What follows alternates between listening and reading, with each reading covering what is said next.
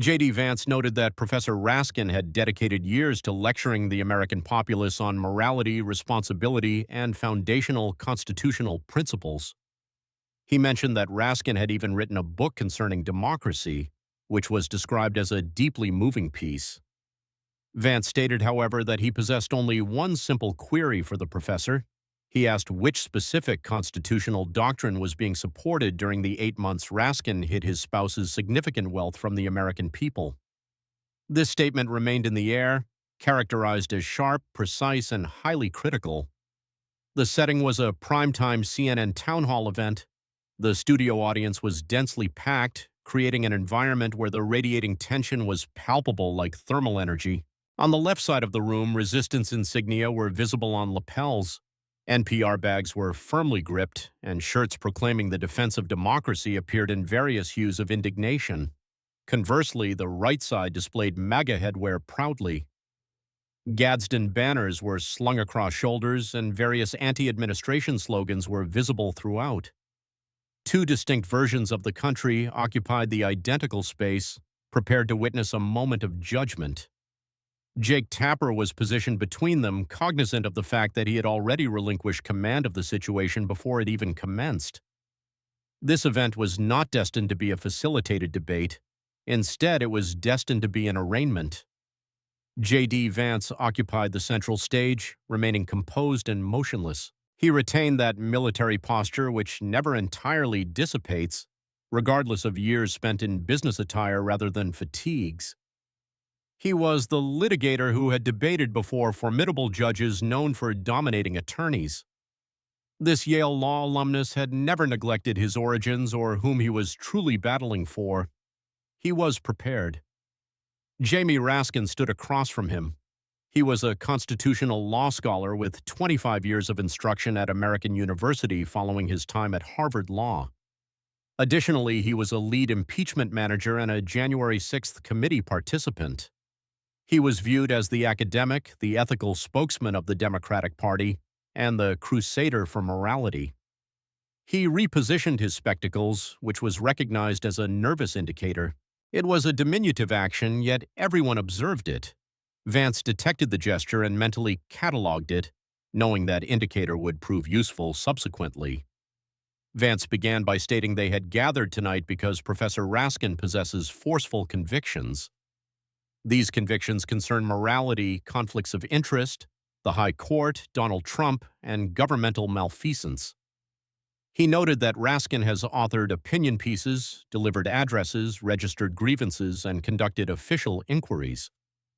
Vance mentioned that they refer to him as the moral authority of Congress.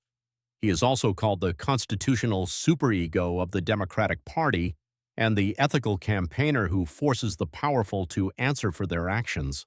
Let there be a pause to allow that concept breathing room. However, here is an intriguing aspect. While the professor occupied himself lecturing others on morality, he neglected to adhere to ethical regulations himself. Federal statutes mandate that you reveal your partner's earnings and holdings. It is a straightforward regulation understandable at a high school civics level. And Professor Raskin has taught constitutional law for a quarter of a century. He has instructed law students regarding governmental morality, transparency, and the hallowed obligation of public officials to be truthful with the populace. Another pause occurred, which was longer this time, but he waited 8 months. He waited 8 full months to inform Americans that his spouse accepted over $1 million in equity. This equity was from a corporation possessing extensive ties to the Federal Reserve. That omission is not an error. That is not an inadvertent lapse. That constitutes an infraction. Therefore, let us discuss ethics, Professor, which is your preferred topic. Let us discuss your own. The opening maneuver was executed, the snare was deployed, and it was time to trigger it. Professor Raskin reacted as academics do when confronted. He began lecturing. He launched immediately into prepared statements regarding the constitutional prerequisites for ethical governance. He discussed the founders' conceptualization of transparent Republican administration. He mentioned James Madison's sagacity regarding no individual judging their own cause. He included Thomas Jefferson's admonitions concerning corruption. He also referenced Alexander Hamilton's support for accountability in public service. His vocal delivery possessed that specific quality. It had the academic timbre of the forbearing professor, clarifying intricate constitutional theories to simpler intellects incapable of grasping the subtleties. He appeared as the intellectual secure in superior understanding. He was the moral arbiter who had absorbed more literature, researched more history, and comprehended issues more profoundly than any other individual present. The left section of the audience signaled their agreement. This was their representative, and this was what leadership resembled. It was educated, contemplative, and principled. These were the mature individuals in the venue. Vance merely remained there with arms folded, listening for 30 seconds. Then 45 seconds passed, and then a complete minute. He allowed the professor to warm to his subject. He allowed him to become at ease. He permitted him to believe he was dominating the narrative with the Founding Fathers' greatest hits assortment. Raskin was moving from Madison to Jefferson to Hamilton and returning again through the entire cycle. Then Vance reached into his jacket, acting slowly and intentionally. He withdrew a solitary document. This was a financial disclosure form filed in the late summer of the year before last. It was a public record that anyone could view. He did not interrupt and spoke no words. He just held it sufficiently high for the cameras to capture it. He held it so the audience could view it and for Professor Raskin to detect it. The professor observed it midway through a reference to Madison, and his verbal flow ceased. His hand moved toward his glasses for an adjustment. It was a quick, nearly subconscious action, but there it was. The nervous indicator had appeared. It was the realization that the situation was about to deteriorate significantly. Vance spoke in a composed and level manner. He used that prosecutorial tone lacking volume yet carrying significance. He stated, "I possess your financial disclosure right here, Professor. It is a public instrument that anyone can access via the Internet, filed in the late summer of the year before last. Currently, the disclosure itself is rather unremarkable material. You are an affluent individual with assets, income, and investments." He noted it was the customary portfolio of someone serving in Congress for years. Vance asserted there is nothing startling regarding the majority of it. Let there be a pause to allow anticipation to increase. Yet here is what is interesting. Here is what captured my notice. It is not what is contained within this disclosure. It is what is absent. It is what is not present here that ought to be here. What you failed to relate to the American populace, that is where this narrative becomes compelling. The room's atmosphere altered as individuals leaned forward. They realized this was no longer destined to be an academic discussion. Vance continued, "Permit me to ensure I comprehend this, Professor. Federal law is very explicit and very straightforward. If your spouse accepts income exceeding $1,000 from a solitary origin, you must disclose it. If your spouse receives assets valued over $1,000, you must disclose them. Furthermore, you must accomplish this promptly." He specified within weeks, perhaps a month or 6 weeks maximum, not a year later, not when convenient, and not when someone uncovers it and poses difficult inquiries. You must disclose it rapidly. That is the regulation. It is a simple rule at the high school civics level. Raskin opened his mouth, initiating speech, but Vance continued, "Now, you are a constitutional law professor with 25 years instructing at American University. You teach students concerning government morality, transparency, and the regulations governing public officials.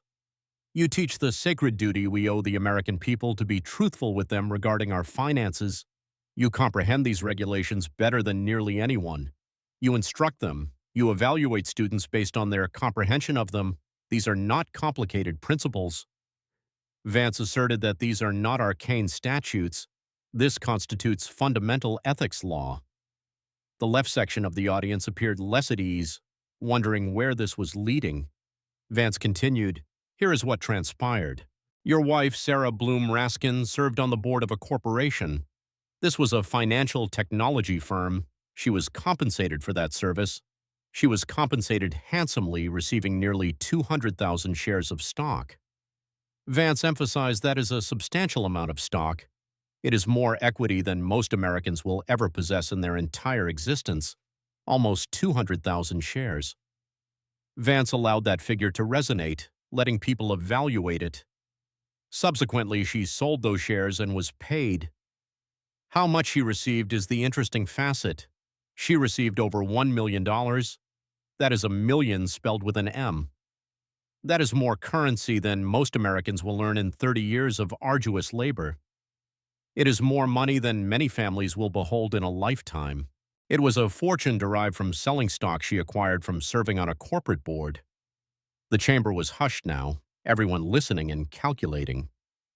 Now, let us perform the mathematics together, Professor. Federal statute mandates you disclose within weeks. She sold the equity, and you filed the disclosure 8 months subsequently. That is not a few weeks. That is not even a few months. That constitutes 8 months, over 240 days. That is not tardy. That is not an oversight. That is concealment. Raskin's hand moved to his glasses again for the third instance. The indicator was becoming apparent to everyone observing. But here is what renders this truly intriguing. Here is what elevates this from a bureaucratic infraction to something revealing character. Allow me to illustrate the situation for you regarding what was transpiring during those 8 months. This was while you were concealing this fortune from the American citizenry. Vance's vocal quality altered, becoming more intimate and direct. Imagine yourself as an ordinary American working a standard occupation. Perhaps you are earning $50,000 or $60,000 annually if fortunate. You receive a bonus at work of $500. You are enthusiastic regarding that $500. That is substantial money to you. It is perhaps groceries for a month, a vehicle payment, or perhaps dining out at a fine restaurant. It is something you could not typically afford. $500 is significant to you. The right side of the audience signaled agreement. They understood exactly what he was describing. Vance continued, "Furthermore, you file your taxes annually on schedule, reporting that $500 bonus. You report every dollar earned because you are obligated, because if you fail to do so, the IRS pursues you. They come with penalties, interest, audits, or worse if they suspect you are attempting concealment." Vance stated that you adhere to the regulations not because you are virtuous, but because you must. Consequences exist if you do not. He turned back toward Raskin. Simultaneously, Professor Raskin's spouse receives over $1 million from selling stock. This is a fortune representing life-altering wealth, retirement money.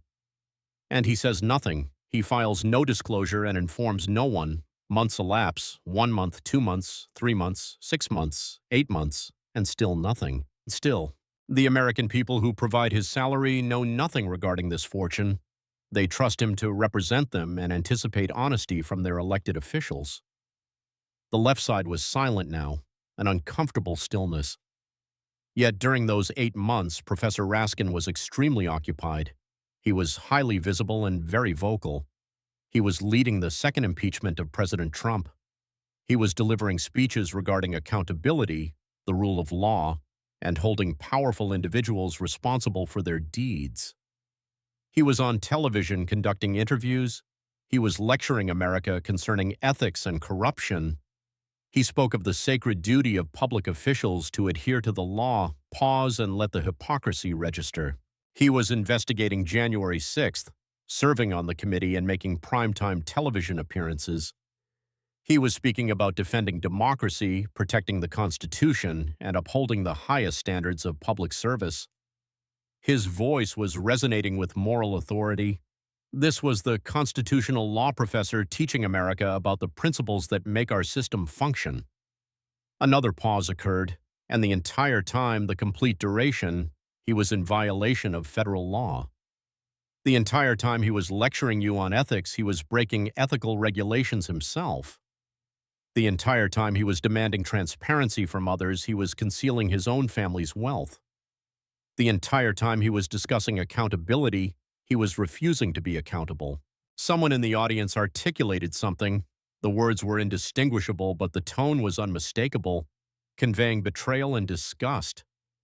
Now Professor Raskin possesses an excuse. He always possesses an excuse. His son passed away during this period, Tommy Raskin. It was a genuine tragedy. Everyone sympathizes, and everyone ought to sympathize. For losing a child is pain beyond conception.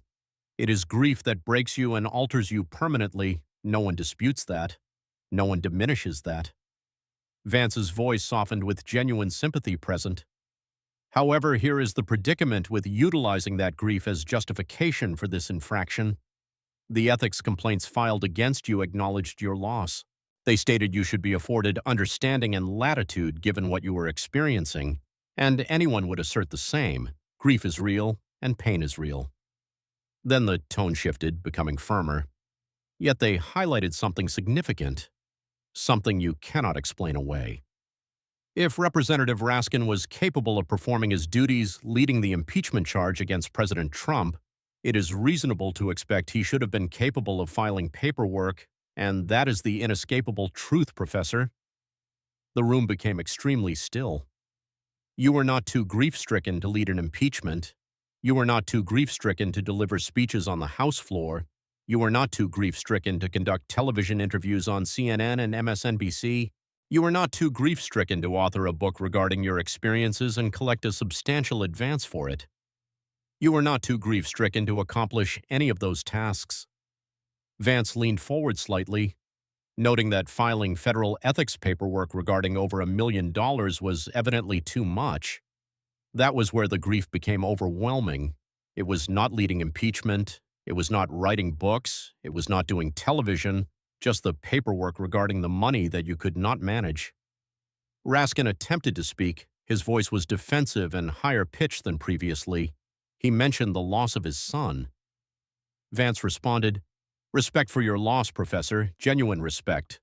But your grief did not impede you from performing your job. Did not stop you from leading impeachment, from delivering speeches, from investigating, or from lecturing America about ethics and accountability. Your grief was selective. It only prevented you from disclosing over $1 million to the American people. That is not grief. That is convenience." The silence ensuing was heavy and dense. You could hear someone cough 3 rows back and a camera shutter clicked. That was all. Raskin's posture altered. His confident academic stance was slipping. His shoulders were becoming less square. His hand went to his glasses again for the 4th time now. Everyone could perceive the indicator. 10 seconds passed, then 15. Someone in the gallery shifted in their seat. The sound seemed loud amid the quiet. Vance allowed the silence to stretch. He permitted people to process what they had heard. He let the weight of it settle. There was no need to rush. The evidence spoke for itself. The hypocrisy was clear, and the violation was documented. He let the audience sit with it before speaking again, directly and simply. "Therefore, let me ask you directly, Professor Raskin, yes or no, did you or did you not violate federal financial disclosure law by waiting 8 months to disclose your wife's receipt of over $1 million? Raskin's mouth opened, closed, and opened again. The constitutional law professor searched for words. Finally, he managed something concerning technicalities of the filing requirements needing to be understood in context. "Yes or no, Professor? It is not a constitutional law examination. It is not a hypothetical question for your students. It is a simple yes or no inquiry. Did you violate the law? Yes or no?"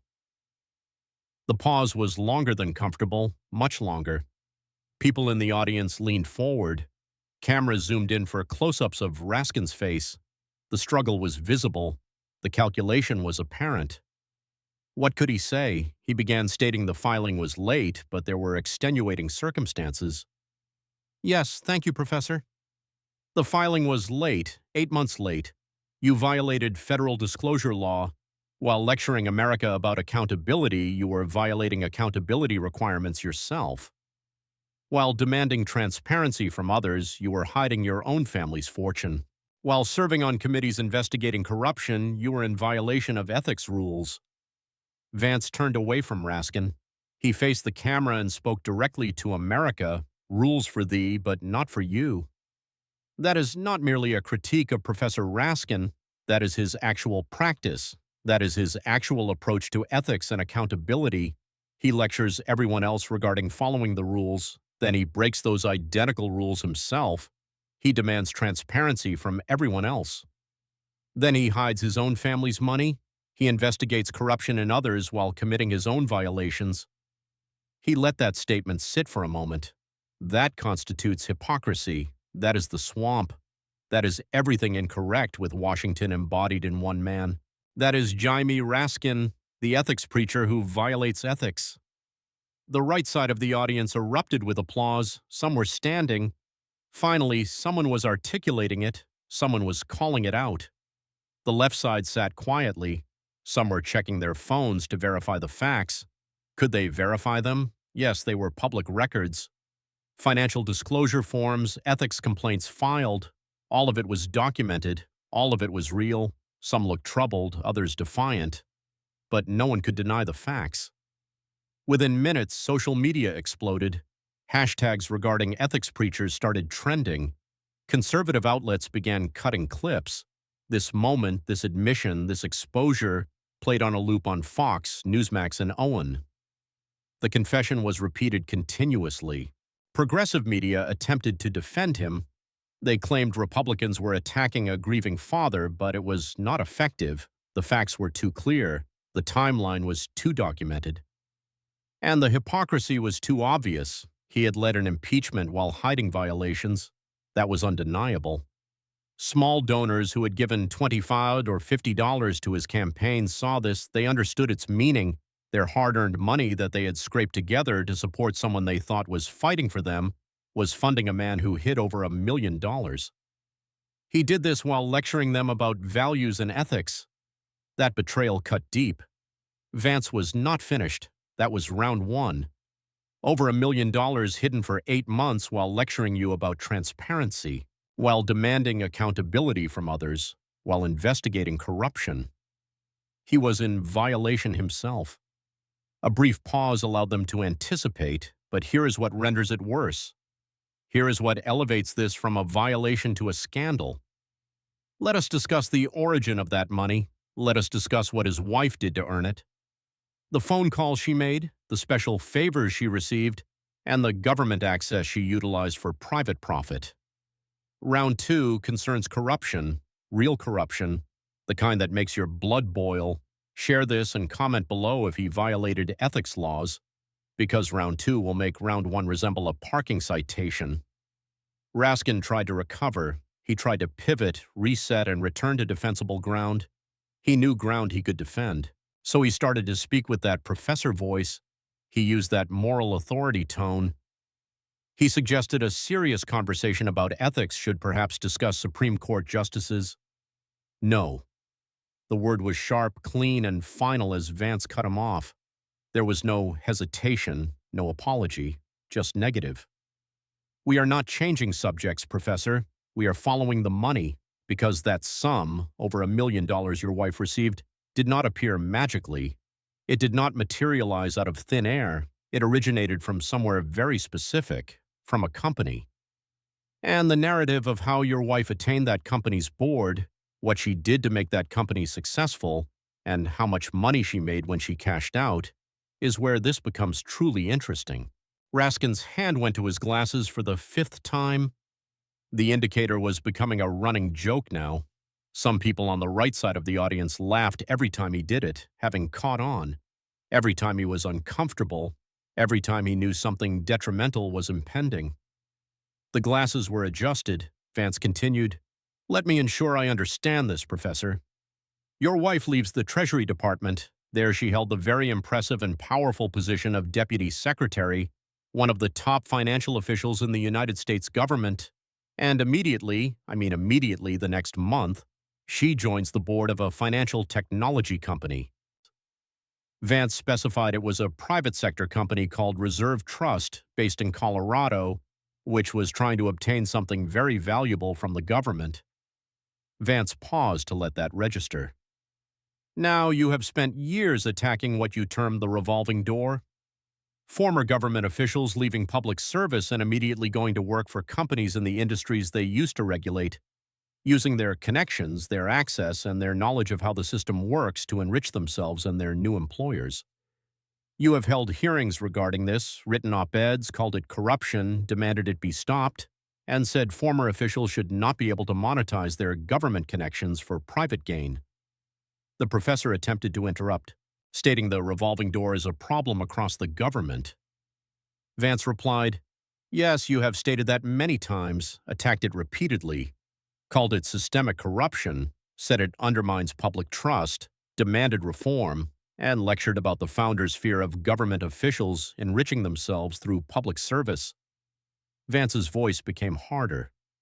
"Nevertheless, your wife, Sarah Bloom Raskin, is the textbook definition of revolving door malfeasance, moving from Deputy Treasury Secretary to a private corporate board within a single month. That time frame, Professor, does not suggest merely passing through the revolving door. Rather, it suggests establishing a permanent domicile within it." The left side shifted uncomfortably. This was not proceeding as they had hoped. Vance detailed, "Here is what happened, a simple story, easy to follow. Your wife joins this company's board, and the company desires something from the government, something very valuable that almost no companies achieve. They desire direct access to the Federal Reserve payment system, which is called a master account. It is very rare, very valuable, and lets a company move money directly through the Fed with no middleman bank." Vance emphasized, "Just straight access to the government's money system." He let people process that information, so the company applies, asking the Federal Reserve Bank of Kansas City for this access. The Fed examines the application and denies it, stating it does not meet requirements, application rejected. That is how it usually functions. The Fed is careful, selective, and protective of access to the payment system, so most companies that ask are denied. Standard procedure. Pause here for the key part approaching. But here is where it gets interesting. After that denial, something occurred. Your wife made a phone call. To whom did she call? To Esther George. Who is Esther George? She is president of the Federal Reserve Bank of Kansas City, the identical Fed bank that just denied the application. Your wife, the former Deputy Secretary of the Treasury, calls the Fed president regarding a company she serves on the board of, a company that was just denied its request. The room became very quiet. Vance continued, "Now, let us pause there for a second. That is interesting coming from you, Professor, because you have spent literally years attacking exactly this kind of behavior, former government officials using their connections for private gain, using their titles, using their access, and using their relationships with people still in government to benefit their new private employers. You have called this corruption, demanded investigations, held hearings, and written legislation to attempt stopping it." Vance's voice dripped with barely contained contempt. "And yet your wife performs exactly that action, makes a phone call, uses her former Deputy Treasury Secretary title, her connections, and her access to a Fed president on behalf of a company that is paying her, a company that desires a favor from the government. She calls her old government associate on behalf of her new private employer. That is not just the revolving door, that is the revolving door with VIP access." Raskin tried, his voice getting desperate now. He mentioned his wife's qualifications. Vance retorted, "Your wife is very qualified, Professor. No one disputes that. She is a former Fed governor, former Deputy Treasury Secretary, possessing a brilliant legal mind and impressive credentials. But that is exactly the point. She used those qualifications, those connections, and those relationships to assist a company that was paying her, a company that wanted a government favor. That is what you attack. That is what you call corruption. Yet when your family performs it, suddenly it constitutes merely qualifications and experience." The prosecutor was warming up. You could feel the systematic build. The evidence was accumulating, the case being constructed piece by piece.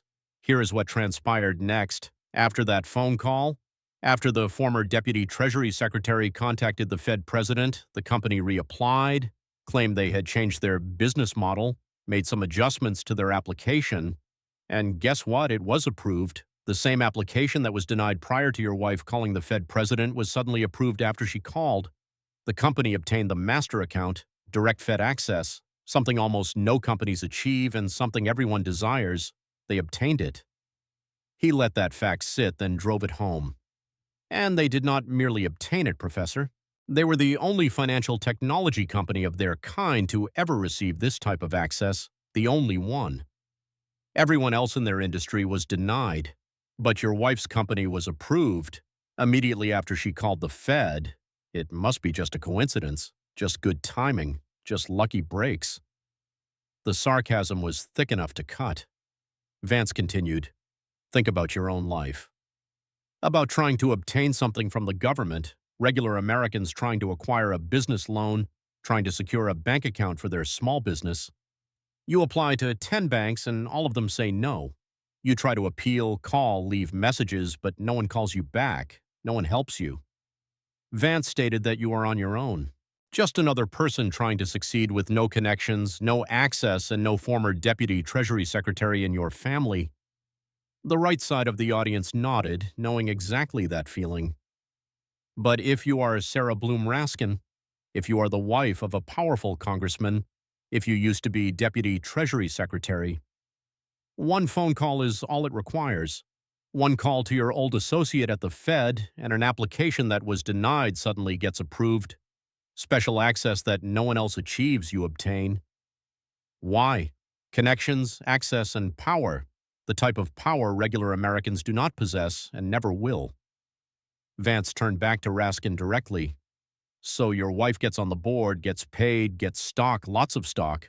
The company obtains unprecedented Fed access, becomes successful, becomes valuable, and then your wife leaves the board and sells her stock. How much did she receive? Over $1 million, a million with an M, for making one phone call, for using her government connections, for monetizing the relationship she built while in public service. The professor was breathing faster now. You could hear it through his microphone, audible and stressed. The academic was unraveling under prosecutorial pressure. Vance asserted, "That is not the revolving door, Professor. That is the revolving door express lane with rapid passage.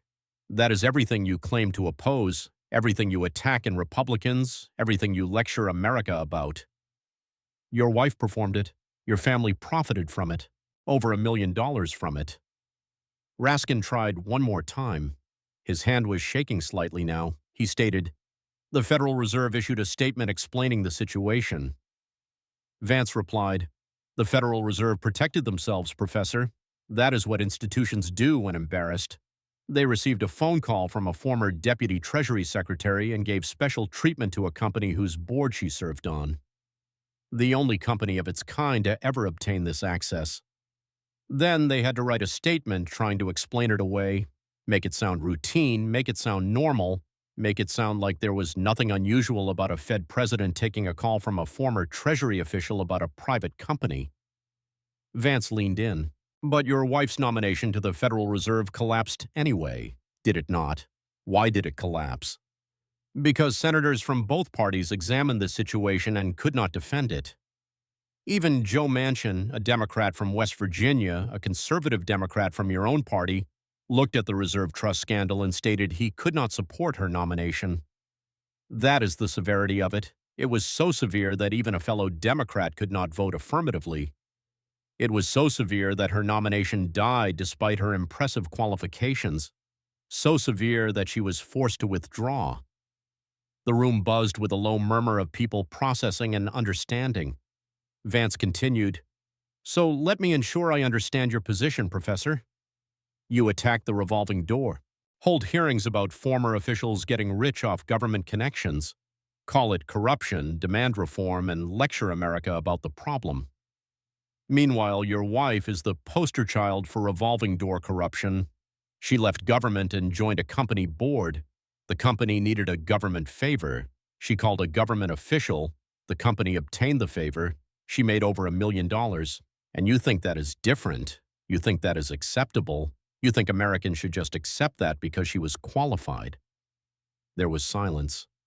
Raskin had no answer, no defense, just visible anger and frustration. It was the feeling of being trapped by his own hypocrisy. Rules for thee, but not for you, again. You attack corruption while your family practices it. You demand accountability while refusing to be accountable. You lecture everyone else while exempting yourself and your family. That is not public service, Professor. That is using public service for private profit. That is the swamp. That is everything Americans detest regarding Washington." The right side erupted again. They were standing now, some cheering. Finally, someone was calling it out. Someone was showing the hypocrisy. Someone was making them answer. The consequences rippled outward like waves. Her nomination had collapsed, unable to attain confirmation despite being confirmed twice previously under Obama. This occurred despite being obviously qualified by any objective standard and despite having support from the financial industry. It could not survive the scandal. That is how corrupt it appeared. Every Senate Banking Committee Republican had boycotted the vote. All of them refused to even appear. It was an unprecedented move. They stated they would not vote on any Fed nominees until questions regarding reserve trust were answered. The entire Federal Reserve nomination process ground to a halt over Sarah Bloom Raskin. Over one phone call and $1 million, small business owners across America watched this and understood what they were witnessing. They could not call Fed presidents. They could not obtain special access. They could not make one phone call and change denied applications to approved status. They played by rules, rules that did not apply to individuals like the Raskins, rules for the common people. Special treatment for the elites. Vance's voice cut through the noise. That is round two, revolving door corruption, government connections monetized for private profit, phone calls to Fed officials, special access no one else achieves, and over $1 million in personal profit, using government for their gain, and the entire time Professor Raskin lectures you about ethics. He paused to let the anger build. But let us discuss the professor's favorite subject now, the Constitution, due process, rights of the accused, and basic fairness. Because round three concerns how this constitutional law professor destroyed all of those things, how he denied rights to his political opponents, how he destroyed evidence, and how he conducted a committee that violated every principle he claims to hold sacred. Round three is about to demonstrate what Jamie Raskin really thinks regarding the Constitution when it obstructs his political goals. Raskin perceived an opening, or thought he did. He tried to pivot to his legacy moment, his finest hour, the moment he thought history would remember him for. He straightened up, found his moral authority voice, used that grave and serious tone, the voice of someone defending democracy itself. January 6th was an attack on our democracy, a fundamental assault on the peaceful transfer of power. Constitutional law professor, you say. Vance's interruption was casual, almost friendly. That was the indicator. When Vance sounded most casual, devastation was closest. Because I am fascinated by this, Professor. You teach constitutional law and have taught it for 25 years. You teach students about due process, about the rights of the accused, about the requirement for fair proceedings, about how in America we do not convict people without giving them a chance to defend themselves. You teach about how our entire system is built on the principle that accusers must prove their case, and the accused must have the opportunity to challenge that proof. You teach this, correct? These are core principles, constitutional fundamentals, the bedrock of American justice. Raskin nodded cautiously, sensing a trap but not seeing it yet. So let us discuss how you conducted the January 6th investigation. Let us discuss the committee you served on, the process you used, and what you did to those constitutional principles you supposedly revere. Because what you performed, Professor, was taking every principle you teach and discarding it into the garbage. The left side of the audience stirred, uncomfortable.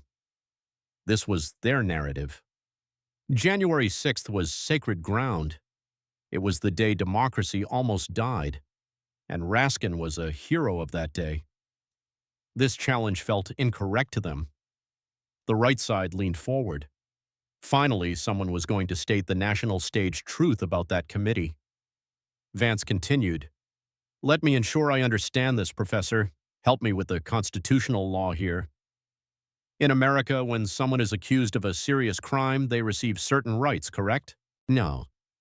Raskin nodded slowly. "They receive the right to know the evidence against them, the right to present their own evidence, the right to call witnesses on their behalf, the right to cross-examine witnesses against them. They get the right to challenge the accusations and the right to a fair process. These are not optional rights, are they? These are not privileges granted at the whim of prosecutors. These are constitutional guarantees, Fifth Amendment, Sixth Amendment, basic rights that apply to everyone. Another nod, more reluctant this time. And you teach this, Professor. You teach your students that these rights are sacred, that they protect all of us. You teach that they separate America from tyrannies, and that without these rights we do not possess justice, we merely possess power imposing its will. You teach that the Constitution guarantees this right, so explain to me how your January 6th committee provided any of those rights to the people you accused. The room became silent. There were 9 members on that committee. Let us discuss how they arrived there. Speaker Pelosi created the committee and appointed members. Republicans nominated 2 members, Jim Jordan from Ohio and Jim Banks from Indiana.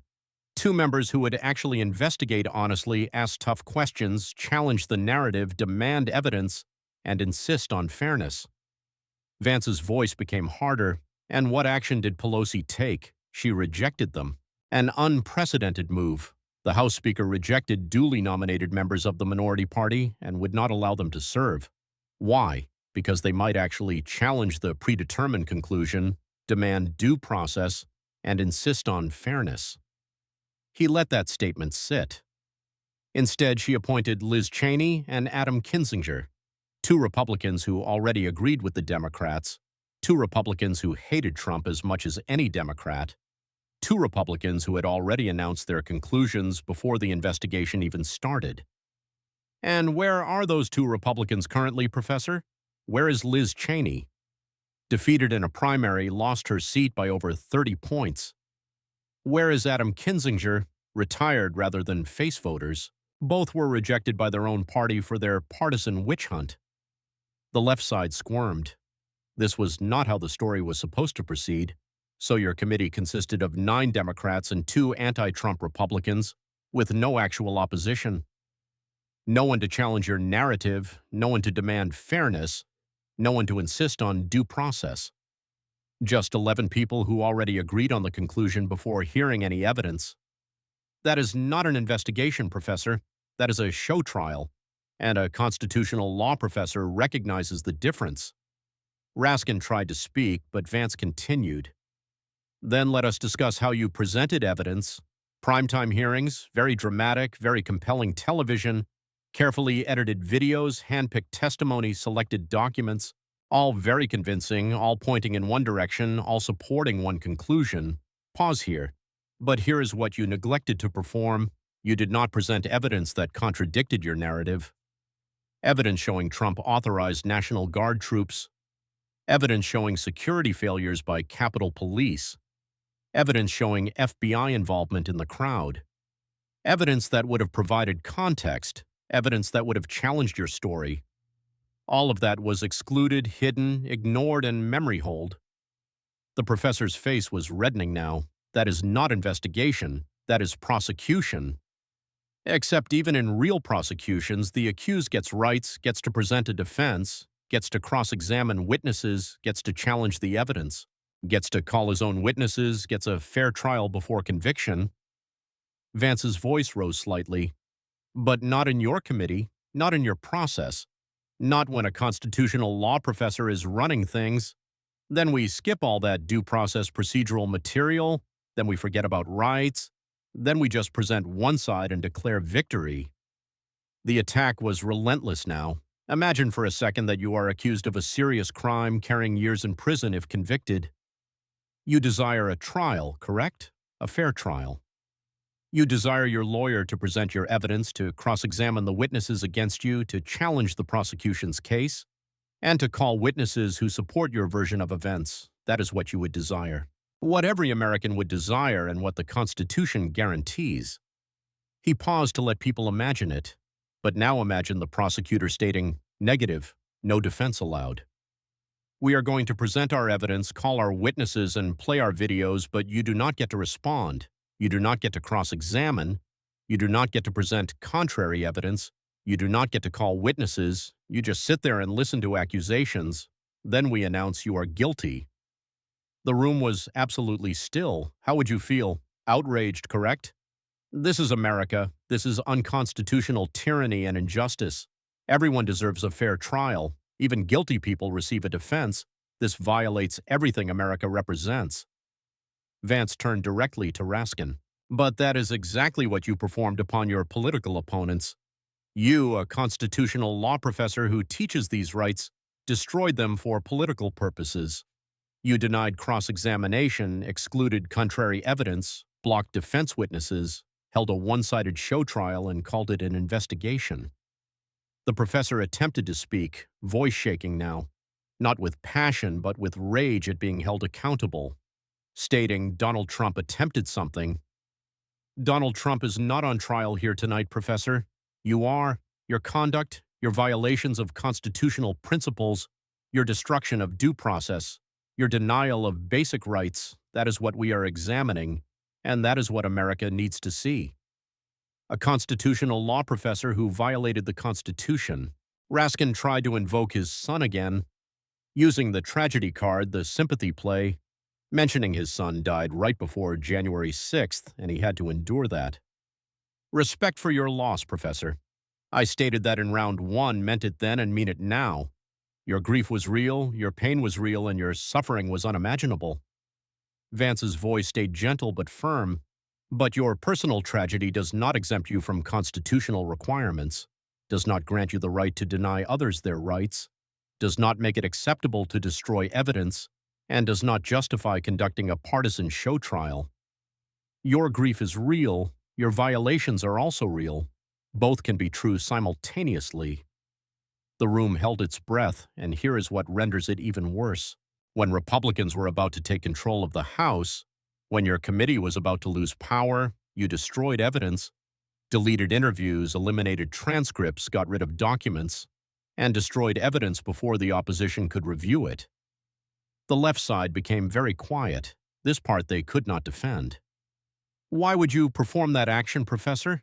If your investigation was legitimate, if your evidence was solid, if your conclusions were justified, why destroy evidence? Why hide it from oversight? And why eliminate it before the opposing party could examine it? He let the question hang. There is only one reason to destroy evidence: consciousness of guilt. Guilty people destroy evidence. Innocent investigators preserve everything. Because they desire oversight, welcome examination, and have nothing to hide. But you possess something to conceal, did you not, Professor? Therefore you destroyed it. The room breathed, letting it settle for 10 seconds. Then 15. Someone coughed, a chair creaked, and that was all. Vance spoke again, quietly now. Deadly quiet. And then you made criminal referrals, 4 referrals against Trump for serious charges, federal crimes carrying years in prison, obstruction, conspiracy, incitement. You accused him of crimes that could bar him from office forever and could result in prison time. Serious accusations with serious consequences. Pause here. But Trump never received the opportunity to present a defense to your committee, never got to cross-examine your witnesses, never got to challenge your evidence, never got to call his own witnesses, never received due process. You just announced he was guilty, referred him for prosecution, and called it justice. The professor's collapse was visible now, face red, breathing hard, not fighting anymore, just trying to survive. So let me ask you directly, Professor. As a constitutional law professor, as someone who teaches due process to law students, do you believe that people accused of crimes possess the right to present a defense? Yes or no? Raskin hesitated, knowing it was a trap, for any answer would condemn him. He started to say, in a court of law, yes, but what? Vance's voice was sharp now, cutting. But what, Professor? But not when you are the one making accusations, but not when it is politically convenient to skip due process, but not when it involves your political enemies, but not when following the Constitution might lead to a conclusion you dislike? He leaned forward. Constitutional law, Professor, those are the exact arguments tyrants utilize. Rights for everyone except my enemies. That is not American. That is not constitutional. That is authoritarian. That is what dictators state. And that is what you performed, the verdict. You destroyed evidence when caught. You denied basic rights to opponents. You excluded contrary evidence. You blocked cross-examination. You made criminal referrals without due process. You violated every principle you claimed to defend, and you accomplished it while lecturing America about protecting democracy. Vance turned to the camera. That is not protecting democracy. That is weaponizing government against political opponents. That is what you accused Trump of doing, yet that is what you actually performed. Constitutional law professor, more accurately, constitutional law violator. You know the principles you teach, you simply do not believe they apply to you. Back to Raskin for the final line. Rules for thee, but not for you. Again, always, every time. The consequences rippled. Republicans taking control of the House immediately launched oversight to determine what the committee destroyed and what evidence was hidden. The investigation of the investigators began and tables turned. Everything the committee ignored is now being examined. The Hunter Biden laptop, FBI involvement, security failures blamed on Trump. All of it emerging now. Conservative legal groups are filing bar complaints, asking if Raskin's conduct violated legal ethics and if a lawyer can serve on a committee that denies due process while teaching constitutional law. Professional consequences are looming. Reputational damage is certain, and even moderate voters are uncomfortable now. They had believed the January 6th narrative. The committee seemed legitimate, hearings were compelling, but destruction of evidence did not sit right. Denial of cross-examination felt incorrect. Even if you hate Trump, even if you think he is guilty, due process matters. That is what makes America different, and Raskin destroyed that for politics. Some academic colleagues quietly distanced themselves. Constitutional law professors who knew Raskin, who had shared panels with him and collaborated on papers, could not defend this. Because they taught the same principles and knew what he had done violated everything they stood for: silent criticism, no public defense, the telling absence of support. Vance's voice cut through again. That is a round three. Constitutional law professor who destroyed constitutional rights, who denied due process while teaching it, who violated everything he claims to defend, but he loves attacking one group for ethics violations, loves it, cannot stop talking about it. The Supreme Court, paused to build anticipation. So round four concerns how he attacked Supreme Court justices for exactly what he was doing himself, how he demanded they follow ethics rules while he broke them, how he used his exact phrase, rules for thee, but not for me, to attack them, and how that phrase describes him perfectly. Round four is going to be his own words destroying him. This is going to be satisfying. Professor Raskin thought he had found safe ground. This was his territory, his specialty, his crusade. Attacking the Supreme Court. He had done it for years, had the speech memorized, knew every talking point, every accusation, every demand. He launched into it: Clarence Thomas and luxury trips, Samuel Alito and private jet flights, Harlan Crow and yacht vacations, undisclosed gifts, ethics violations, corruption at the highest court, the need for accountability, the need for reform, the need for justice. His voice found that rhythm, that moral authority tone, the righteous anger of someone calling out injustice, the concerned citizen demanding accountability from the powerful, the constitutional scholar worried about the integrity of our institutions. The left side of the audience loved it. Finally, something they could applaud. This was why they supported Raskin. This courage, this willingness to speak truth to power, this commitment to ethics and accountability. They started clapping before he even finished, some standing, ovation building. Raskin finished his peroration, voice ringing with conviction. The Supreme Court must be held accountable. No one is above the law. Ethics rules must apply to everyone. Silence for a beat, then applause. The left side was standing now, a full ovation for their hero, their champion speaking truth and demanding justice. Vance started clapping slowly, deliberately. One clap, two, three. The sound carried, mocking, obviously mocking. The sarcastic applause was unmistakable. The right side joined in with the same rhythm, same tone. Sarcastic, mocking, building. The left side looked confused, wondering why they were clapping. Then they saw Vance's face, saw the contempt, saw the setup, and understood. This was not support. This was a trap springing. That is interesting coming from you, Professor. The applause died and the room became quiet. That was quite a speech, quite a performance. No one is above the law. Ethics rules must apply to everyone. Beautiful words, inspiring words, powerful words, the kind of words that make people believe in justice again, the kind of words that restore faith in our system. Vance paused and smiled slightly, a dangerous smile. Let me ensure I understand your position, Professor. You believe Supreme Court justices should disclose their spouse's income, their spouse's financial interests. That transparency is essential to public trust, and that hiding financial information undermines the integrity of the court. Raskin nodded confidently. This was his ground.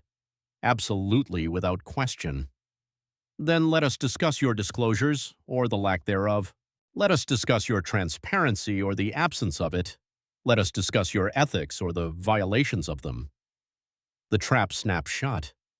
Because here is what is fascinating, Professor. Here is what reveals your character. Here is what shows Americans who you really are. Let us discuss dates, timeline, and what you were doing when... Vance pulled out papers, letters, and public statements. The timeline documented, recently, very recently, while Americans were still struggling with inflation, while families were trying to make ends meet, while regular people were following the rules and filing their disclosures honestly. You sent a letter, you and AOC sent it to Chief Justice John Roberts, a direct letter demanding answers, demanding investigation, demanding accountability. He looked at the letter, 5 written questions about ethics scandals involving Justices Thomas and Alito, demanding answers about their recusal standards, about steps taken to investigate, about whether rules were followed. It was a very forceful letter, very demanding, with moral authority on full display. Pause here. You wrote, and I am quoting directly here, "We question what steps you are actually taking." You called it glaring episodes of political bias and lack of disclosure, strong words, accusatory words, words demanding transparency and accountability from the highest court in the land. Vance looked up from the letter. But here is what renders this interesting. Here is what renders this revealing. Here is what renders this the perfect example of your hypocrisy. When you sent that letter demanding disclosure and transparency from Supreme Court justices, you had been hiding your wife's fortune for over 3 years. You disclosed it late, 8 months late, only after ethics complaints were filed, only after her Fed nomination collapsed amid ethics concerns, only after the entire Reserve Trust scandal exposed your family's revolving door corruption. The room absorbed that information, the timeline, the hypocrisy, the audacity. So let me understand this correctly, Professor. You were lecturing the Chief Justice of the United States about disclosure requirements while you were in violation of disclosure requirements. You were demanding transparency from Supreme Court justices while you were hiding millions from the American people. You were attacking ethics violations while you were committing ethics violations. Vance's voice dripped contempt. That is not courage, Professor. That is not principle. That is projection. That is a guilty man attacking others to distract from his own crimes. That is hypocrisy so blatant it is almost impressive in its shamelessness. He was not finished and pulled out another document. But let us utilize your own words. Let us allow you to condemn yourself because you wrote something else in that letter, something particularly revealing. You wrote, and again I am quoting directly, "The court's far-right justices are free not only to ignore the ethics rules that bind every other judge and to depart from the truth on their mandatory disclosure forms." Pause to let people hear it. Ignore ethics rules, depart from truth on mandatory disclosure forms. Your words, Professor, describing what you accuse Supreme Court justices of performing. Vance looked directly at Raskin. You ignored ethics rules, you departed from truth on mandatory disclosure forms. 8 months late, over $1 million hidden. While you were writing these words attacking justices, you were performing exactly what you accused them of performing, the exact same violations, the exact same conduct. But that is different when you perform it, correct? Raskin tried to speak but could not find words. His hand went to his glasses for the 6th time, then 7th. The indicator everyone recognized now. Here are more of your words from the same letter.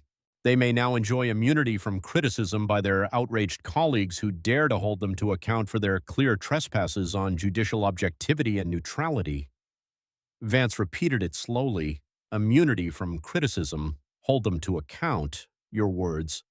While you enjoyed immunity from criticism from your Democratic colleagues, while no one in your party held you to account for your violations, while party leadership ignored your ethics complaints, while the media gave you a pass, while you escaped consequences for exactly what you accused Supreme Court justices of performing, the assault continued. You conducted a hearing, your committee, your show. You titled it, and I am not inventing this, High Court, Low Standards and Dark Money, Flagging a Supreme Ethics Crisis in America. Low standards, ethics crisis, your hearing, your words, your accusations. He pulled out testimony at that hearing. You said, and I am quoting from the official transcript, I never thought I would live to see the day where justices have their own billionaire sugar daddies who give them houses and automobiles and private school tuitions. Vance repeated it slower. Billionaire sugar daddies. That is your phrase, Professor. For Harlan Crow giving gifts to Justice Thomas, billionaire sugar daddies corrupting justices. The kill shot was approaching, but your wife obtained over $1 million from a company immediately after making a phone call to the Federal Reserve on their behalf, right after using her government connections to get them unprecedented access. That is not a sugar daddy. That is not corruption. That is just what? Legitimate compensation? Earned income? That is different somehow. No answer. Raskin had no answer. Here is another statement you wrote to a House chairman demanding investigation of the Supreme Court ethics crisis. You wrote, under the Roberts Court's rules for thee and not for me approach to judicial ethics, the court's far-right justices are free not only to ignore the ethics rules that bind every other judge. Vance stopped to let those 5 words hang in the air. Rules for thee and not for me. That is your phrase, Professor, your exact phrase, describing what you accuse the Supreme Court of practicing. And you are right, absolutely right. It is wrong. Rules should apply equally. No one should be above the law. No one should receive special treatment. Everyone should follow the same ethics requirements. Long pause to build to the climax. But, Professor, you are describing yourself. You are not describing the Supreme Court. You are describing Jamie Raskin. You are rules for thee and not for me. Literally, precisely, exactly. You demand disclosure from justices while not disclosing yourself. You demand ethics investigations while violating ethics rules.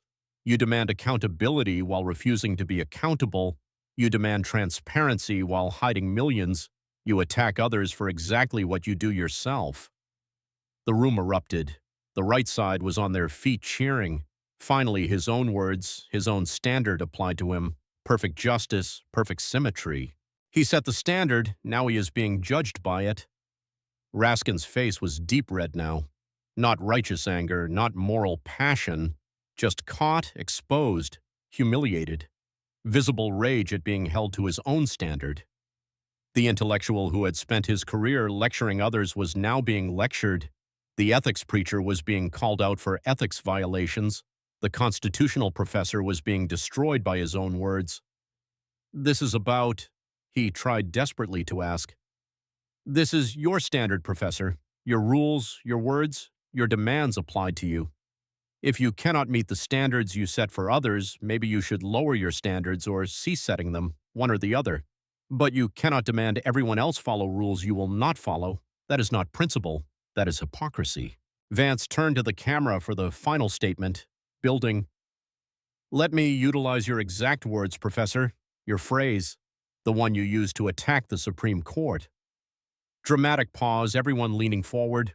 Rules for thee, but not for you. He let it land, let it sink in. That is what you stated. That is what you accused them of practicing, and you are correct. It is wrong.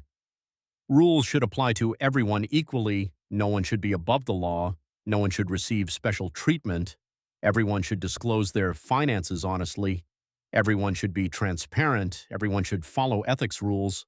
Everyone should be held accountable. Another pause, longer this time.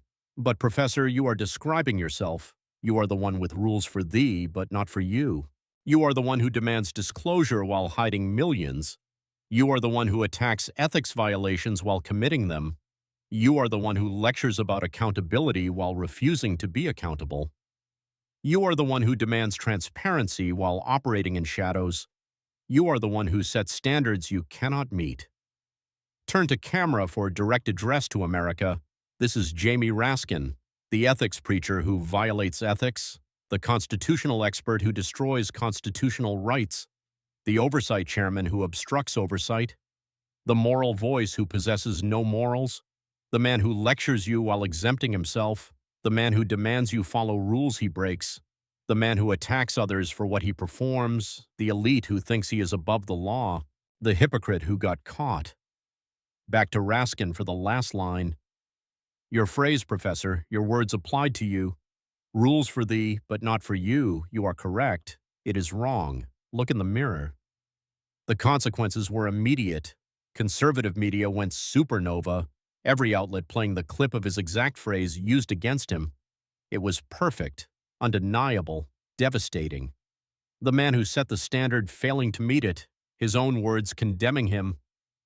There was no way to defend it, no way to spin it, just pure hypocrisy exposed. Republican senators immediately began citing it whenever Raskin demanded Supreme Court ethics hearings. They would reference this moment. Before we investigate justices, maybe investigate the congressman who violated the same ethics rules. Effective counter, complete shutdown of his moral authority. Cannot attack others when your own house is on fire. Progressive groups were torn. They wanted to defend him. He was their representative, their voice on the court, their ethical standard-bearer. But this was too blatant, too obvious, too his exact phrase used against him. Even sympathetic observers struggled, even friends were uncomfortable. The hypocrisy too perfect, the irony too complete. Liberal voters felt betrayed. They had believed in him, thought he was different, thought he was principled, thought he actually cared about ethics and accountability. Seeing now that he was just another politician, just another hypocrite, just another member of the elite who thinks rules do not apply to them, that betrayal hurt worse than any Republican attack. Not a policy difference, but a personal betrayal of trust. Supreme Court justices said nothing publicly, for they did not need to do so. Raskin had destroyed his own credibility. His attacks are now meaningless. Who cares what he states regarding ethics? He is a hypocrite who violated the same rules he demands others follow. His words carry no weight. His accusations ring hollow. His crusade is concluded. Vance's voice cut through again. That is round 4. His exact words, his exact standard, his exact phrase applied to him. Rules for thee, but not for you. Perfect description of Jamie Raskin. But there is one more thing, one more scandal, one more betrayal.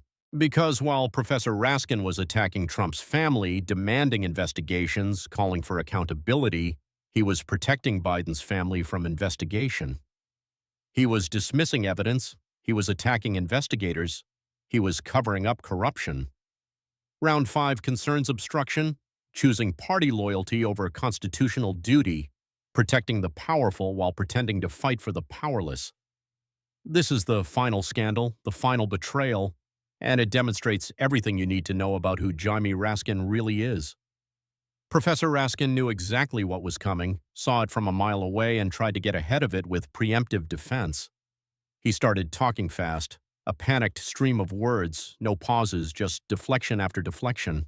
Conspiracy theories, right-wing media, debunked allegations, politically motivated attacks, fairy tales, lies. The whole defensive playbook all at once, 2 minutes straight, no pause for breath, stream of consciousness panic. The academic in full retreat, the prosecutor sensing blood in the water, the politician trying desperately to control a narrative that was slipping through his fingers like water. Vance just stood there, a thick folder in his hand, containing bank records, committee transcripts, official testimony, all public information, all documented, all undeniable, just waiting patiently. He let the professor exhaust himself, let him use up all his defenses, let him show America how desperate he was. Finally, Raskin ran out of words, ran out of steam, stood there breathing hard, looking at Vance, knowing what was coming, knowing he had no defense, knowing the evidence was about to bury him. Done. One word. Calm, still calm. That deadly prosecutor calm that meant the case was airtight. The evidence was overwhelming. The verdict was certain. Raskin did not answer. He could not. Let me ensure I understand your position, Professor. You are the ranking member of the House Oversight Committee. That means you oversee the executive branch. Investigate corruption, investigate wrongdoing, and investigate when politicians abuse power for personal gain. That is your job, your responsibility, your constitutional authority, congressional oversight. The founders envisioned exactly this, a check on executive power. You teach this in your classes. Raskin managed a wary nod.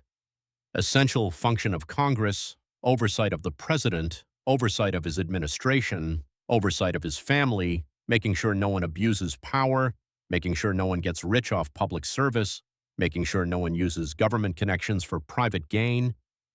All the things you lecture about, all the things you write about, all the things you investigate when Republicans are involved. Vance's voice got harder. But let us discuss what you actually perform, not what you state, not what you teach, not what you lecture about, but what you actually perform when it is your job to investigate corruption, what you actually perform when it is a Democrat in the White House, what you actually perform when it is someone from your party. Let us discuss your actual conduct, your actual record, your actual choices. He opened the folder, bank records visible, House Oversight Committee, Republican majority. James Comer, chairman, starts investigating Biden family finances, subpoenas bank records, reviews financial transactions, traces money, millions of dollars from foreign sources, China, Romania, Ukraine, Russia, all flowing to Biden family members through shell companies, complex transactions but traceable. Documented bank records do not lie. Pause to let that sink in. Now your job is ranking member oversight. Even of your own party, especially of your own party, constitutional duty. Oversight does not cease because you prefer the president. Oversight does not cease because he is in your party. Oversight applies to everyone, not just Republicans, everyone. That is what you teach, that is what you state, that is your duty. The room was absolutely silent now, but here is what you actually performed, here is your actual record. Here is how you actually responded to evidence of corruption. You defended Biden every single time, every accusation, every piece of evidence, every revelation. You defended him, you deflected for him, denied for him, attacked the investigators and protected the investigated, every single time. Vance started listing each item like a hammer blow. Chairman Comer presents evidence of millions from China to Biden family members. Your response? Conspiracy theory. No investigation, no follow-up, just immediate dismissal. Chairman Comer shows bank records, payments to 9 different Biden family members. Your response? No smoking gun, no curiosity, no questions, just deflection. Chairman Comer reveals a check, $200,000 from James Biden to Joe Biden. Documented bank record, canceled check. Your response? Thoroughly demolished lie, thoroughly demolished. How do you demolish a bank record? It exists, it is real, it is documented, but you called it a lie. Chairman Comer traces $5 million from foreign sources to Biden family members. Your response? Fairy tale. $5 million in documented transactions is a fairy tale. The contempt in Vance's voice was withering.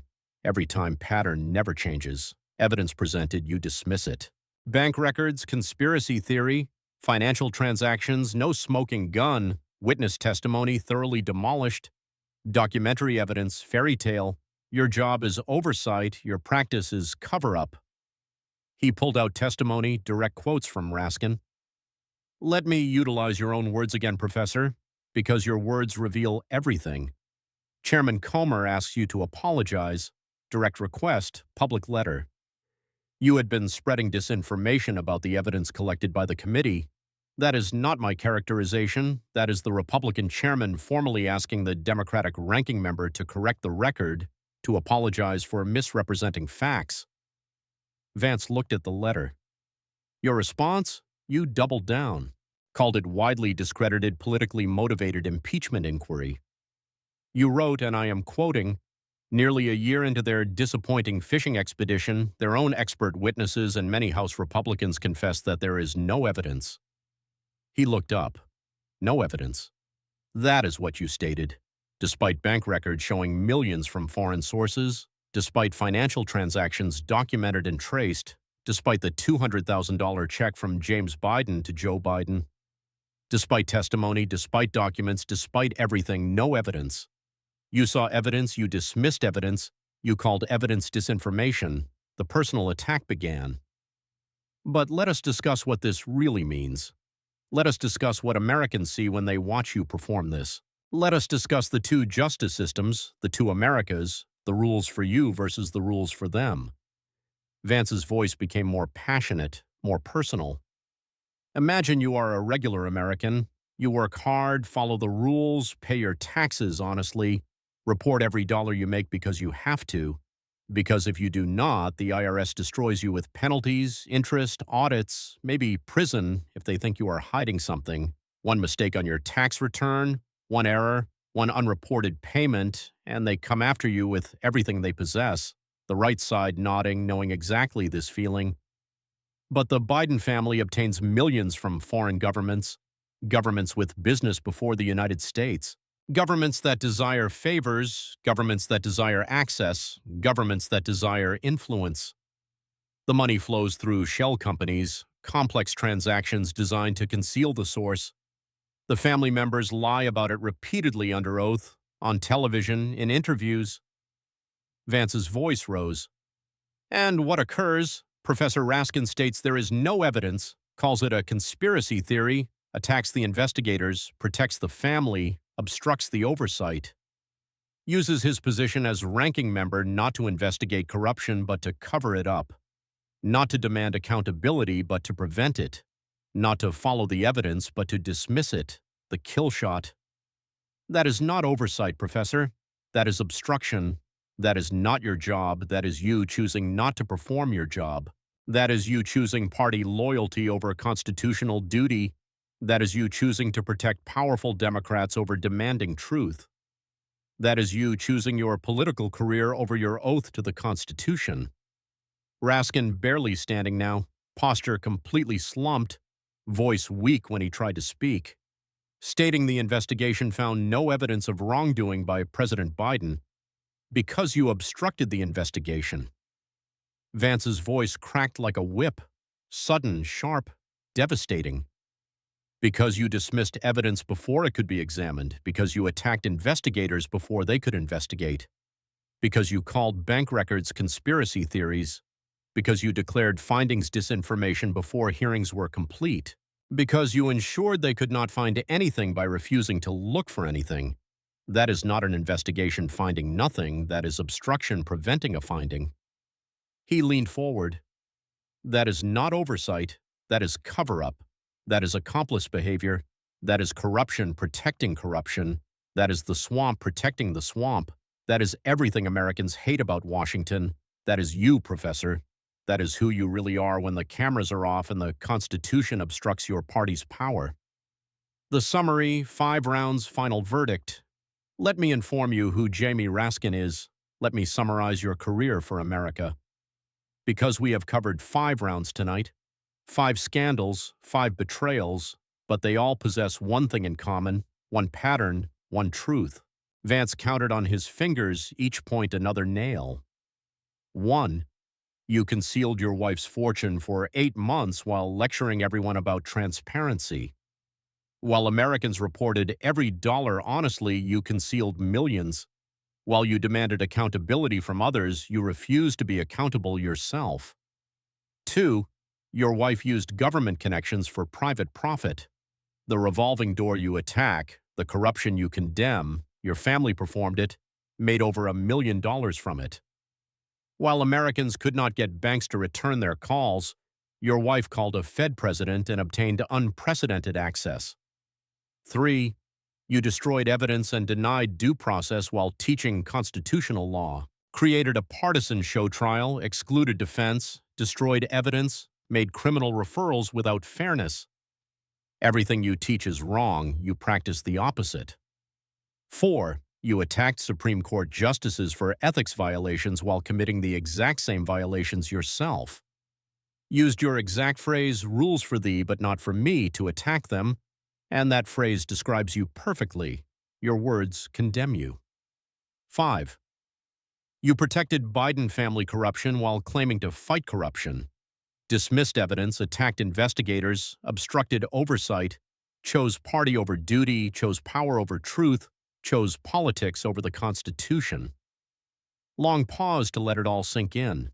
You lecture everyone about ethics, but you violate ethics. You teach constitutional law, but you ignore the Constitution. You demand accountability, but you refuse to be accountable. You attack corruption, but you protect it when it is your party. You set standards you cannot meet. You demand rules you will not follow. You are the fraud. You are the hypocrite. You are the corruption. You are everything wrong with Washington. He paused, then delivered the final judgment. Constitutional law professor, you are a fraud. Credentials without character, degrees without integrity, knowledge without honesty, education without ethics, words without meaning. You know the principles you teach, the principles you lecture about, the principles, but you do not believe they apply to you. You do not follow them yourself. You are the perfect example of elite hypocrisy. Rules for everyone else, exemptions for you. One more pause. Rules for thee, but not for you. Not just what you accuse others of practicing, it is what you are. It is your practice, it is your life, it is your career, it is your confession. Turn to camera for direct address to America. This is Professor Jamie Raskin, the ethics preacher who violates ethics, the constitutional expert who destroys constitutional rights, the oversight chairman who obstructs oversight, the moral voice who possesses no morals, the man who lectures you while exempting himself, the man who demands you follow rules he breaks, the man who attacks others for what he performs, the elite who thinks he is above the law, the hypocrite who got caught. Back to Raskin for the last line. Professor, class dismissed. You failed. The room exploded. Right side on their feet cheering. Applause. Finally, someone said it all. Someone put it together. Someone showed the pattern. Someone exposed the fraud. Left side silent. Some angry, some shocked, some troubled checking phones, verifying facts. Could they be verified? Every single one, public record, all of it. Bank records, ethics complaints, committee transcripts, financial disclosures, his own words from his own letters, all documented, all real, all undeniable. The consequences radiated outward. Republican House launching investigations into Raskin's conduct. Did his behavior warrant ethics inquiries, bar complaints, professional sanctions? The tables fully turned. The investigator being investigated, the accuser being accused, the prosecutor being prosecuted. Conservative movement energized like never before. Finally, someone who called it out, someone who did not back down, someone who put the evidence together, someone who made the case. The hypocrisy exposed, the fraud revealed, the elite unmasked. Progressive movement deflated. They had believed in him, thought he was different, thought he was principled. Seeing now he was just another politician, just another hypocrite, just another elite who lectures others while exempting himself. That betrayal would linger, that disillusionment would spread. Moderate voters watching saw what they suspected. This is why they do not trust Washington. This is why they are cynical. This is why they think the system is rigged, because it is. Rules for regular people, exemptions for the elite, consequences for you, protection for them, two Americas, two justice systems. Raskin proved it all tonight. His district voters seeing a different side. Many had voted for him thinking he was honest, principled, fighting for them. Now seeing he was fighting for his party, for his power, for himself. Not for them, never for them. Primary challengers emerging, time for honest representation. The vultures circling, his national reputation as ethical crusader destroyed. One debate, 5 rounds, 5 scandals, 5 betrayals, career in ruins, legacy in ashes. The ethics preacher exposed as a fraud. Vance's final words, that is all. 5 rounds, 5 scandals, 1 pattern, 1 truth. Jamie Raskin is everything wrong with Washington, everything Americans hate about politics, everything the founders warned against. Elite hypocrisy, selective accountability, rules for thee but not for me, and he just got exposed for all of America to see. Brief pause. Share this everywhere. Facebook, Twitter, email, text. Everyone needs to see what the ethics preacher really is. Everyone needs to understand how the system really works. Everyone needs to know who is really corrupt. Comment below which scandal was worst. The hidden fortune, 8 months hiding millions while lecturing you about transparency? Was it the corrupt phone call, his wife getting rich off government connections? Was it the destroyed rights, the constitutional professor destroying the Constitution? Was it the Supreme Court hypocrisy, his own phrase condemning him? Was it the Biden protection covering up corruption he is supposed to investigate? Tell us, let America know. Subscribe because Washington is full of Jamie Raskins, Democrats and Republicans, credential-worshipping hypocrites who lecture you while exempting themselves, who demand you follow rules they break, who attack others for what they do. Time to expose them all, time to hold them all accountable, time to drain the swamp for real. More coming? Do not miss it. This is just the beginning. 5 scandals, 1 man, 1 pattern that reveals everything. But here is what Americans need to understand. Jamie Raskin is not unusual. He is not one bad apple. He is not an outlier. He is not the exception that proves the rule. Jamie Raskin is typical. He represents the Democratic Party perfectly. He embodies everything they have become. He demonstrates how the system really works. Look at the pattern across the entire party, not just Raskin. Nancy Pelosi, her husband making millions trading stocks in companies she regulates, perfectly timed trades right before major legislation. Options purchased days before announcements that send stock prices soaring. She claims she does not inform him of anything. He is just that adept at timing, just that fortunate. 40 years of perfect timing. She lectures you about insider trading while her family profits from information nobody else possesses. Adam Schiff leaked classified information to the media for years, lied about having evidence of Trump-Russia collusion, went on television repeatedly claiming he had seen proof, direct evidence, undeniable proof. The evidence never materialized, the collusion never existed. But he kept lying, kept leaking, kept attacking. No consequences, no accountability. Now he is a senator. Eric Swalwell had a relationship with a Chinese spy, a literal Chinese intelligence officer, compromised by foreign intelligence, and he still serves on the House Intelligence Committee. Still has access to classified information, still makes decisions about national security. The Democratic Party protected him, kept him on the committee, claimed Republicans were being partisan. A congressman compromised by Chinese intelligence is partisan? That is not national security. Maxine Waters lives in a $6 million mansion outside her district while representing one of the poorest districts in California. Made millions in Congress, decades of enrichment through public service. Lives like a queen while her constituents struggle, and she lectures everyone about economic inequality, about the rich not paying their fair share. While she became rich through government service and pays no political price. This is the pattern. This is the Democratic Party. This is how it functions. Rules for thee, not for me. Ethics for everyone else. Exemptions for us. Accountability for opponents. Protection for allies. And the party protects them always, every time. When a Democrat has a scandal, what happens? Party leadership rallies around them. Media downplays it. Other Democrats dismiss it as politically motivated. Republicans pouncing without evidence. Conspiracy theory. The defensive playbook deployed immediately. No investigation, no accountability, just protection. But when a Republican has even an allegation, even a rumor, even an anonymous source, 24/7 media coverage, demands for resignation, ethics investigations, the full weight of institutional power crushing down. Different standards, different rules, different systems of justice. Look at how they handled Raskin's violations. Ethics complaints filed by conservative groups documented, detailed, public record. And what action did Democrats take? Nothing. No investigation, no hearing, no consequences. Nancy Pelosi did not demand accountability. Chuck Schumer did not call for investigation. The media barely covered it, buried it on page 17, mentioned it once and moved on. But Clarence Thomas receives a vacation from a friend and media goes supernova. Congressional hearings, demands for impeachment, ethics investigations, the full court press. Different standards for different parties, different rules for different teams. The media is complicit in all of this.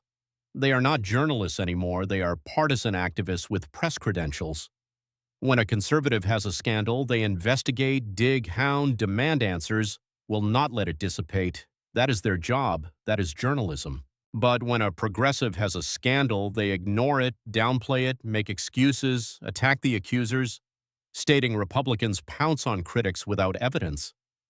The defensive framing is automatic, the protection instinctual, the cover-up collaborative. Raskin's ethics violations barely mentioned until this debate, his reserve trust corruption covered once and forgotten, his January 6th evidence destruction memory hold, his Supreme Court hypocrisy unremarked, his Biden family protection unchallenged.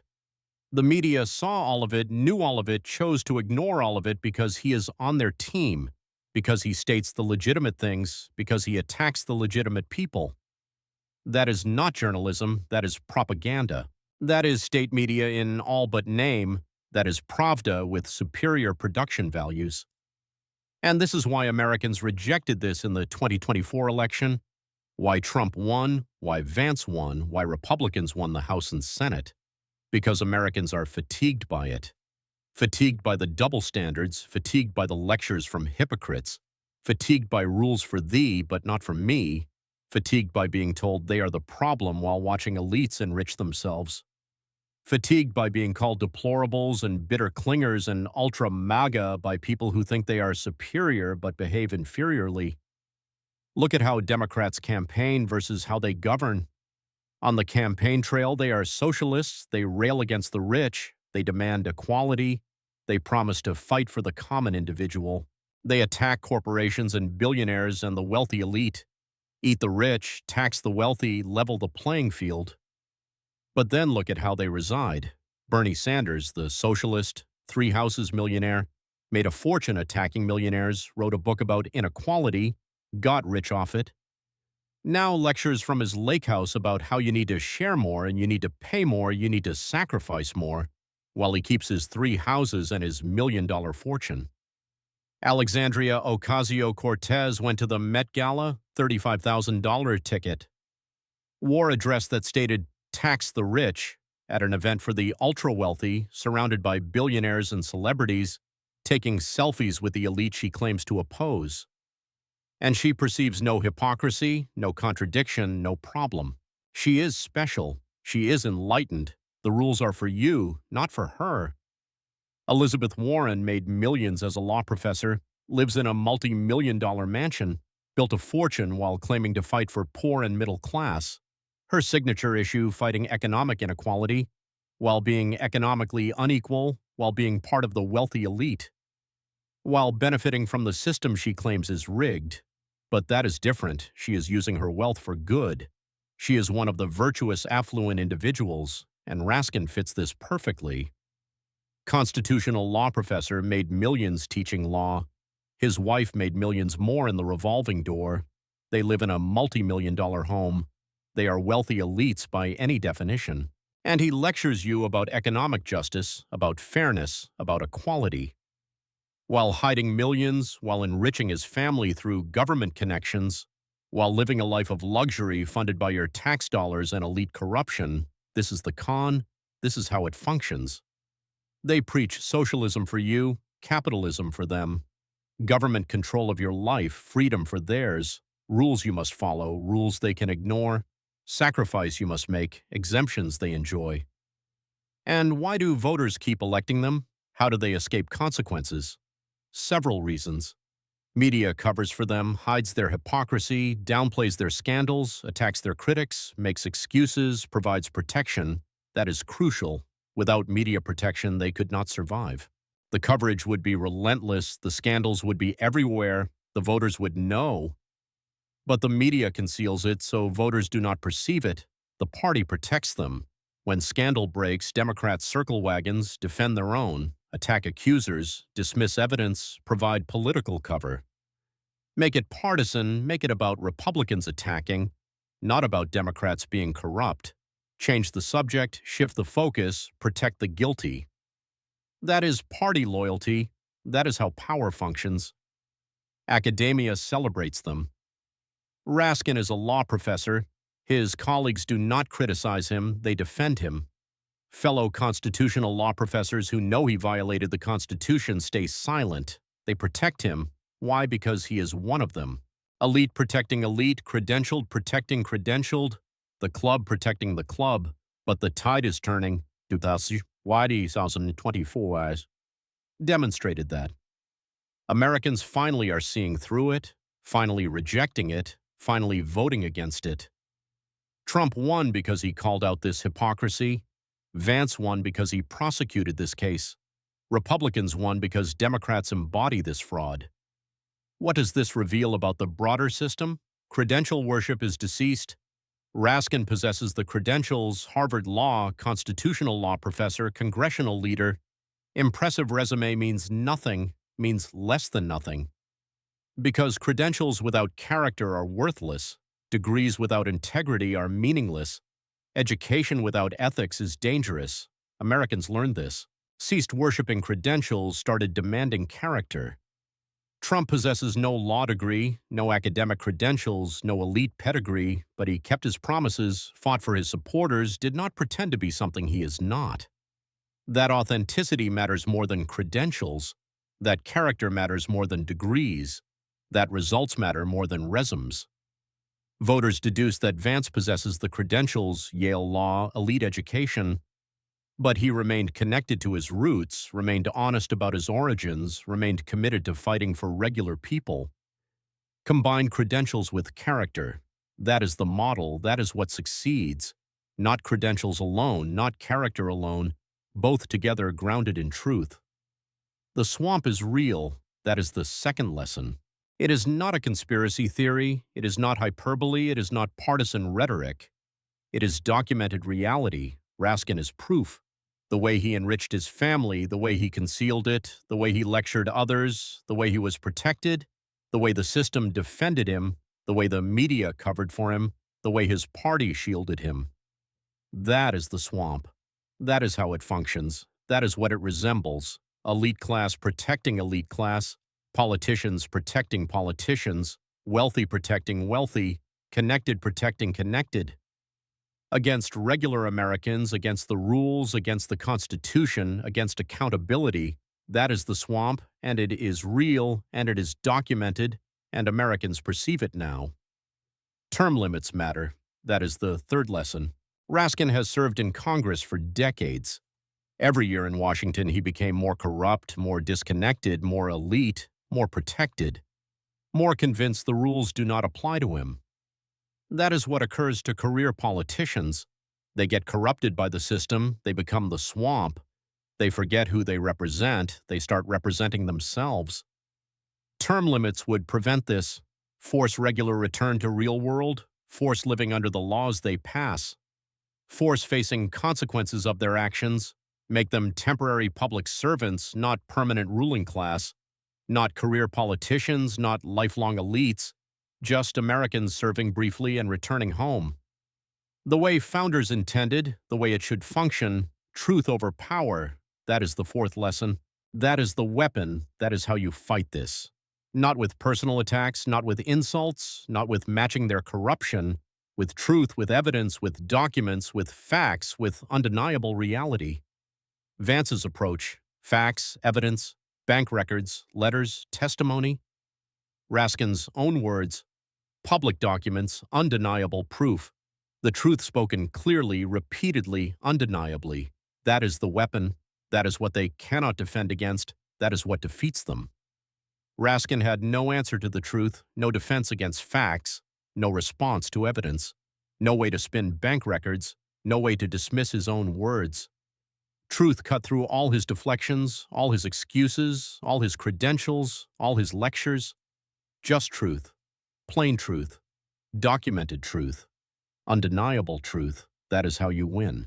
Not by becoming like them, by being better than them, by telling the truth, by demanding accountability, by refusing to accept double standards, by holding everyone to same rules, by fighting hypocrisy with honesty, by meeting corruption with integrity, by answering lies with truth. What can Americans perform? What is the path forward? Vote them out, all of them. Democrats who protect corruption, Republicans who enable it. Anyone who thinks rules do not apply to them, anyone who lectures others while exempting themselves, anyone who enriches themselves through public service, anyone who refuses accountability, vote them out, primary them, defeat them, replace them. That is step one. Demand term limits. Support candidates who pledge to them, pressure Congress to pass them, make it a litmus test. No career politicians, no lifelong incumbents, no permanent ruling class, temporary public service, then return home. Live under laws you passed, face consequences of your votes. That is how it should function. Support honest candidates, not credentialed candidates, not connected candidates, not elite candidates, honest candidates. Character over credentials, integrity over resumes. People who will actually represent you, not people who will lecture you, not people who think they are better than you, people who remember where they originated, people who will fight for you, share truth everywhere, Facebook, Twitter, email, text, word of mouth. They hate exposure, they fear truth, they depend on ignorance. So share truth, share evidence, share facts, share stories like this. Make sure everyone knows, make sure everyone sees, make sure everyone understands. Truth is the weapon, use it. Hold everyone accountable. Not just Democrats, not just Republicans, everyone. Both parties, all politicians, every elected official, same standards for all, no exceptions, no exemptions, no special treatment. Rules apply equally or they do not exist. Accountability applies to everyone or it means nothing. Demand it from everyone, reject double standards. When media gives Democrats a pass, call it out. When party protects corrupt members, demand answers. When elites exempt themselves, refuse to accept it. Make noise, raise hell. Do not let them normalize corruption. Do not let them make hypocrisy acceptable. Do not let them convince you this is just how it functions. It is not, it should not be, demand better. The message is simple. Washington is full of Jamie Raskins, Democrats and Republicans, both parties, the entire system. Credential-worshipping hypocrites who lecture you while exempting themselves, who demand you follow rules they break, who attack others for what they do, who enrich themselves while claiming to serve you. But exposure works, truth works, accountability works. 2024 proved that. Trump won, Vance won, Republicans won because Americans stated negative, stated enough, stated we are fatigued by this, stated we desire better, stated we demand honesty, stated we will vote out corruption, stated we will drain the swamp for real. This is just the beginning. This debate exposed one man, but the pattern applies to hundreds, maybe thousands. Every level of government, federal, state, local, they are everywhere. The hypocrites, the frauds, the elites who think rules do not apply, time to expose them all, time to hold them accountable, time to demand better, time to vote them out, time to replace them with honest people, time to restore government of the people by the people for the people, not government of the elite by the elite for the elite. That is the mission, that is the fight, that is what this debate started, and we are not stopping. Until they are all exposed, not until they are all defeated, not until the swamp is actually drained. Not until government actually functions for Americans again. Jamie Raskin is just the beginning. The ethics preacher exposed as a fraud, the constitutional professor who violated the Constitution, the moral voice with no morals, the first domino, many more to fall. And they are all watching this, all the other Raskins in Washington, all the other hypocrites, all the other frauds. They are watching, they are worried, they are scared. Because they know truth is coming for them too, exposure is coming, accountability is coming, justice is coming. That is why they will try to dismiss this. Call it partisan, call it political, call it attacks, call it conspiracy theories. They always perform that action. That is their defense. Make it about the accusers, not about their crimes. Shift focus, change, subject attack, critic standard playbook. Do not let them. Keep focus on truth, on evidence, on their conduct, on their hypocrisy, on their corruption. Do not let them change subject. Do not let them shift focus. Do not let them make it about anything except their own actions, their own words, their own violations, their own crimes. The truth will set you free, and the truth will destroy them. That is what tonight proved. That is what this debate showed. That is what 5 rounds of evidence demonstrated.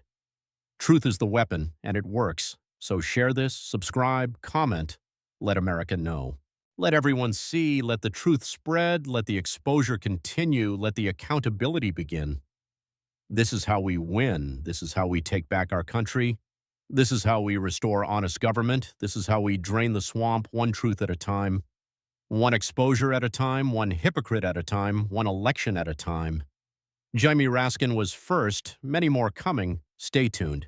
If this opened your eyes regarding Jamie Raskin and the system that protects politicians like him, subscribe right now, click that button, join this movement. Because what you just watched, that is just one man, one scandal, one debate. Washington is full of them, both parties, all levels, and we are going to expose them all. Share this everywhere: Facebook, Twitter, email, text your family, text your friends, text everyone you know.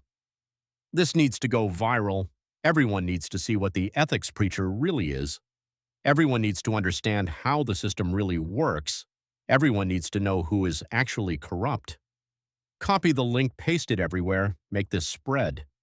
Drop a comment right now, tell us which scandal made you angriest. Was it the hidden fortune 8 months hiding millions while lecturing you about transparency? Was it the corrupt phone call, his wife getting rich off government connections?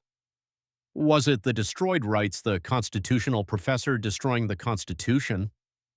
Was it the Supreme Court hypocrisy, his own phrase condemning him?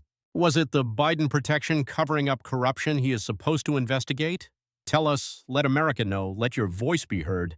And subscribe if you have not already, because Washington is full of Jamie Raskin's credential-worshipping hypocrites who think they are better than you, who lecture you while exempting themselves, who demand you follow rules they break, who attack others for what they do themselves. Democrats and Republicans, both parties, the entire swamp. Time to expose them all, time to hold them all accountable, time to vote them out, time to drain the swamp for real. More content coming, more exposures, more truth, more accountability. We are just getting started. This fight is just beginning. The swamp is deep, the corruption is widespread, the hypocrisy is everywhere. But truth is our weapon, and it works. Tonight proved it. Jamie Raskin destroyed by truth, by evidence, by his own words, by undeniable facts. That is the model, that is the strategy, that is how we win. Document everything, expose everything, share everything, hold everyone accountable. No exceptions, no exemptions, no mercy for hypocrites. Just truth, just evidence, just facts, just justice. Subscribe now, share now, comment. Now let us make this the most viral political video of the year. Let everyone see it, let everyone know, let the truth spread, let the exposure continue. Let the accountability begin. Because they are counting on you staying silent, they are counting on you not caring, they are counting on you accepting this, they are counting on you thinking nothing ever changes. They are counting on you giving up, prove them wrong, make noise, spread, truth, demand better, vote them out, take back your country, restore honest government, drain the swamp for real this time. Not just talk action, real action starting now, starting with you, starting with sharing this video. The truth is, our weapon, time to use it.